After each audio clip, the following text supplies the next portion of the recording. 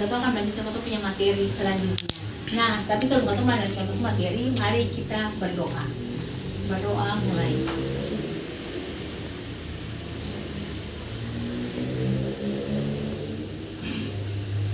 Berdoa selesai. Ya, Ibu, materi hari ini adalah tentang modul 4 sesi 5, yaitu pencegahan dan penanganan stunting melalui pemenuhan kesejahteraan bayi baru lahir dan ibu menyusui. Tapi sebelum kita masuk di materi ini, saya akan bertanya kepada Ibu tentang materi kemarin. Ya, Ibu Mega ditanya, atau Ibu Rohani, ibu yang lain yang ada saat ini, apakah sudah menerapkan tentang stunting kemarin yang dilakukan di rumah simulasi? Sudah diterapkan di rumah? Sudah? Terima kasih Ibu bagi yang sudah menerapkan. Terima kasih. Itu harus dilakukan di rumah supaya kita bisa apa? Bisa apa Ibu? Mencegah apa? Stunting. Ya. Ketika katong anak sehat, maka katong punya generasi selanjutnya juga akan apa? Sehat.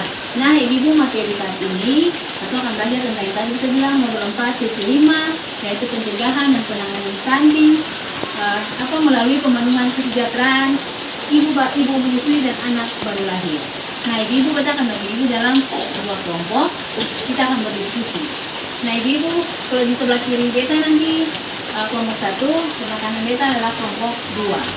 Yang kelompok 1 adalah anak baru lahir dan kelompok 2 adalah ibu menyusui. Nah, Ibu kita akan bagi sesuai dengan yang ada ini Ibu. Nanti Ibu isi aja sesuai dengan tabel yang ada. Soal yang pertama ini tabel kebutuhan bayi baru lahir sampai dengan usia 6 bulan. Jadi 0 sampai 6 bulan. Di sini kebutuhan fisiknya apa? Ibu isi siapa yang memberikan. Kebutuhan mentalnya kebutuhan mentalnya apa?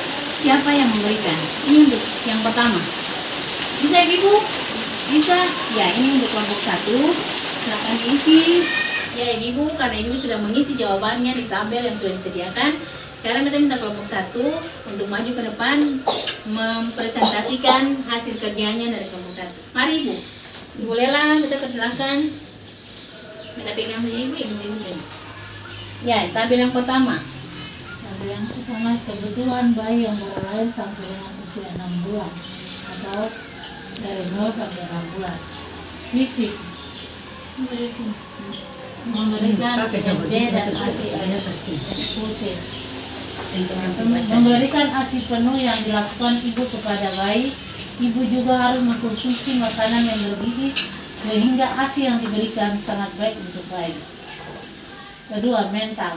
Yang perlu ibu berikan kepada bayi kasih sayang, kehangatan dan perhatian penuh ibu kepada bayi. Ibu juga sebagai orang tua yang memberikan ASI. Terima kasih Ibu. Ya, semua teman kasih tepuk tangan dulu. Nah, Ibu, itu tadi hasil kerja dari kelompok 1. Tabel kebutuhan menyusui fisik yaitu memberi makanan bergizi, itu diberikan saat ibu memberikan ASI pada bayi yang haus. Makanan pendamping itu untuk menjaga daya tahan tubuh. Untuk yang mental, kebutuhan ibu menyusui yaitu untuk kekebalan tubuhnya. Itu ibu memberikan di waktu anak baru berinteraksi dengan lingkungan agar daya tahan tubuhnya terlindungi. Untuk daya tumbuh kembangnya, menstimulasi tumbuh kembang dengan bantuan peran bapak ibu si kecil agar tumbuh optimal. Terima kasih Ibu. Ya, saya beri tangan untuk kelompok 2. Ya Ibu, untuk kebutuhan fisik dan kebutuhan mental ini sangat diperlukan oleh anak baru lahir dan ibu menyusui supaya bisa mengoptimalkan apa? Tumbuh kembang anak supaya anak tidak apa? Stunting. Ya, jadi yang paling utama adalah apa? IMD atau inisiasi menyusui dini dan ASI eksklusif untuk anak yang baru lahir. Ya Ibu, selanjutnya kita akan masuk di langkah yang kedua, yaitu mengidentifikasi hambatan dan solusi yang terjadi di tengah-tengah kehidupan keluarga. Ya, Ibu, mari karena tadi kita berawal dari kelompok 1, kali ini di soal kedua kita berawal dari kelompok 2. Mari kelompok 2, presentasikan jawabannya ke depan.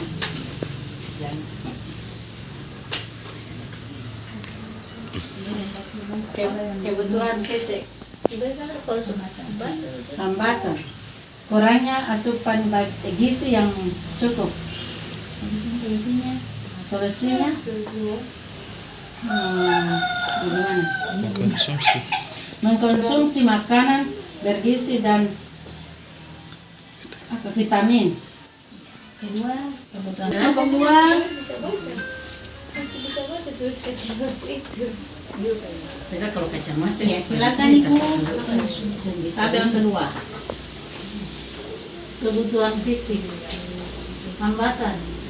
Ibu kurang memahami arti pentingnya asupan gizi pada bayi. Solusi. Ibu harus pergi ke puskesmas atau layanan kesehatan agar mendapat informasi arti pentingnya ASI pada bayi.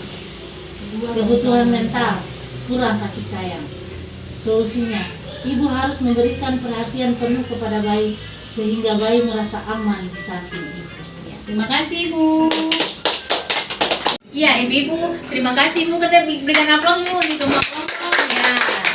Terima kasih ibu sudah bisa menjawab untuk tabel yang kedua, yaitu mengidentifikasi hambatan dan solusi yang terjadi di tengah-tengah kehidupan keluarga terkait dengan pemberian ASI untuk usia 0 sampai 6 bulan dan untuk ibu menyusui.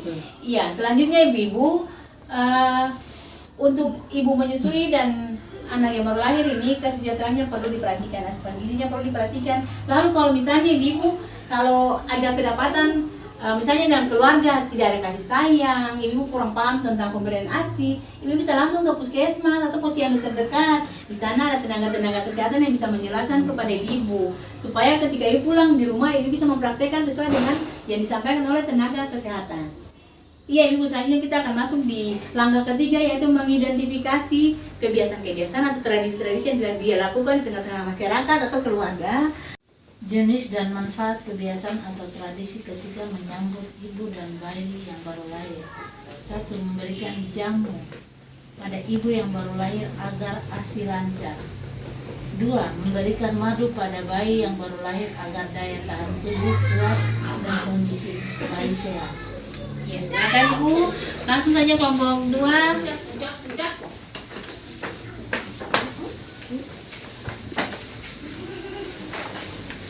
jenis dan kebiasaan atau tradisi ketika menyambut ibu dan bayi baru lahir, yaitu menjaga kebersihan si bayi dan ibu, terus merawat diri ibu dengan mengonsumsi vitamin, makanan bergizi dan beristirahat dengan cukup. Iya, terima kasih ibu ya, berikan aplaus juga, kita tepuk tangan sama-sama. Ya, terima kasih ibu sudah bisa menjawab dari yang pertama sampai yang terakhir, yaitu mengidentifikasi jenis-jenis kebiasaan tradisi yang terjadi tengah kehidupan keluarga. Terima kasih ibu, jawaban ibu semua betul karena memang ibu sendiri sudah mengalaminya dengan kehidupan keluarga.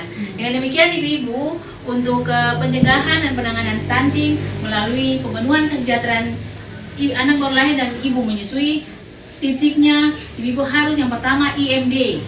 Kemudian yang IMD itu apa ibu? Inisiasi menyusui dini. Yang kedua adalah ASI eksklusif. Di samping itu ibu juga harus hadir ke posyandu atau puskesmas atau layanan-layanan yang lain supaya apa?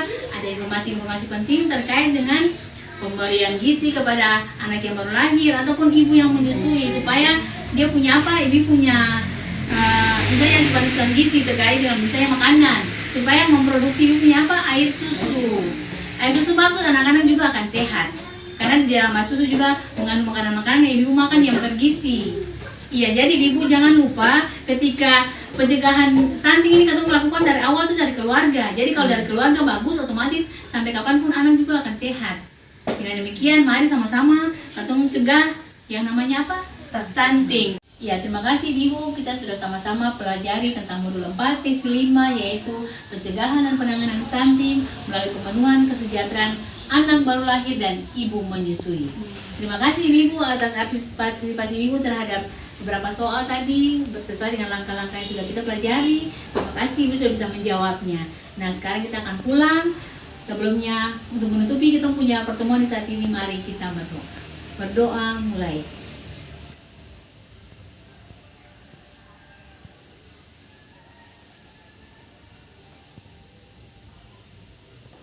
Berdoa selesai. Terima kasih Ibu.